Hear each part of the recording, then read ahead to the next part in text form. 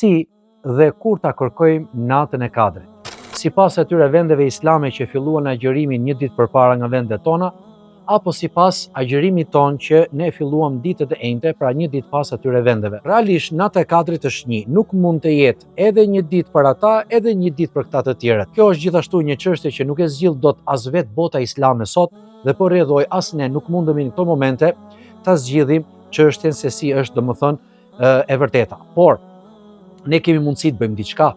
Përderisa jemi në 10 ditën e fundit të Ramazanit, qoftë në netët çifte, qoftë në netët teke, nëse ne i lutemi të Madhit Zot, kthehemi te Allahu xhelle xhelalu me përgjërime dhe adhurime të sinqerta, patjetër që ne do arrijmë natën e Kadrit, qoftë nata e Kadrit sipas atyre që filluan një ditë përpara, apo sipas vendeve tona që filluan një ditë më pas. Rëndësishme është që nata e Kadrit të gjejë të përgatitur në formën më të mirë, me besim të lartë, me sinqeritet tek Zoti fuqiplot, me lutje dhe përgjërime dedikuar vetëm Allahut subhanahu wa taala, dhe përfundimi inshallah do të jetë për gjithë ne i mbar dhe i mirë.